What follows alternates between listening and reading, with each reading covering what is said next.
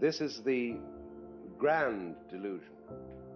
And your I feeling and my I feeling are essentially the same. Only we're looking from different places. But it's all one I. Only we don't see this because we are hung up on the coming and going of I, on the particular circumstances in which every I appears.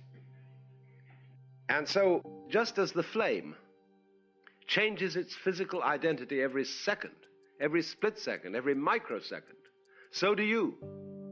You're a stream. And so, taking us all together, supposing you watched the human race from a very different point of view, you were watching us, you didn't know anything about human beings, never seen them before, and you were observing what's going on in this planet from some other point of culture in space and time, and you would say, well, this world is peopling, this planet peoples, just like a tree bears fruit. And year after year, the apples that come off an apple tree all look very, very much the same. And you would say, yeah, the apples come and go, but they're always the same apples coming back. It's only if you look very minutely at the apples and studied the details of coloration and formation that you would say that one apple was different from another. Now, we're all so used to each other, and we know each other so well that we see and emphasize the differences between us. But somebody who knew nothing about humanity would see the coming and going of human beings as a repetition of the same process. Just as the flame burning, we say it's a flame, but it's a repetition of the same process. It keeps on flaming. You see? Now, if you're going to count each cha as a distinct and separate event, then you cannot hear the rhythm.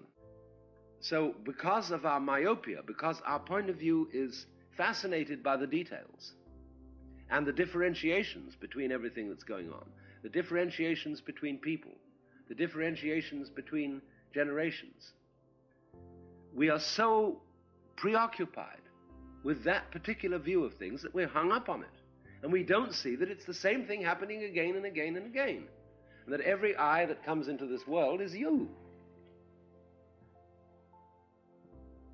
Now, you don't have to have any inside information to understand that. It doesn't require any sort of esoteric, spooky knowledge, something that can't be demonstrated. It's just looking at things the way they are, standing right out in the open and facing you. All eyes are I, whereversoever scattered, because you see, this is the place. At the point called here and now, this universe knows itself on the inside. You look around you, and you see everything, as it were, presenting an exterior to you. Supposing I want to delve into another person, how am I going to do that? Well, there are many ways. I can talk to them. I can get them to express their inmost thoughts and their feelings. I can make love to another person and exchange a very fundamental sort of electrochemical union. I can take a knife and, like a surgeon, go in and analyze. But my relationship to the other is always seeing life on the outside. However much I get down to the tiniest cells that constitute your nervous system, I'm still looking at that cell from the outside. If I go down into the molecules, I go down into the atoms, I'm still regarding them from the outside. The only point at which I know the thing on the inside is where I am. Then I have inside knowledge of what everywhere else appears to be outside.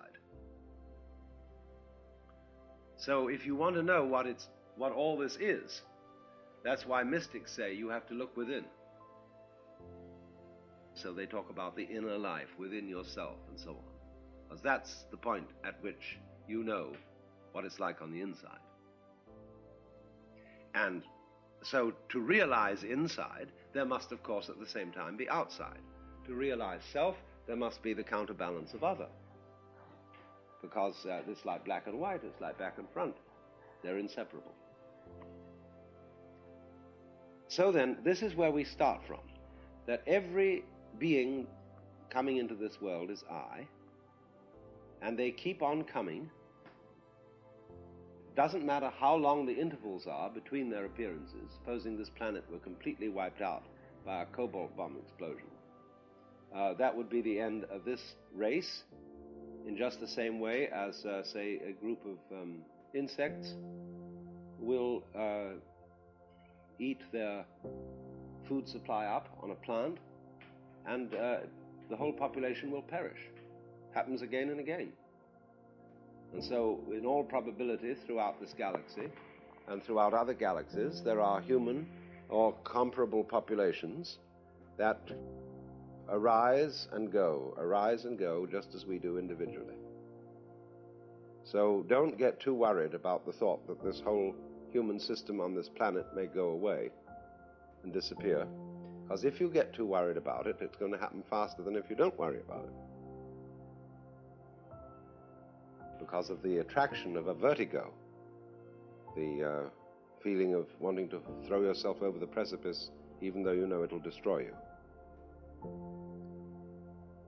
But it seems perfectly reasonable to suppose, in other words, that there is a constant rhythm of what we call consciousness, being awake to life, going on and on, just as stars go on and on. If the stars are going on all over the place, if galaxies are going on all over the place, it's equally reasonable to suppose that life is going on all over the place. And although the distances from our particular point of view between these islands of life may be vast, don't forget that the distances between the molecules in your own body are equally vast on their scale. You could go down and blow up the inside of your own head so that the various elements would be hundreds of miles away from each other, and yet somehow or other they hang together. Don't be deceived, because distance, space, isn't just removal. Space isn't just nothing. This is the grand delusion.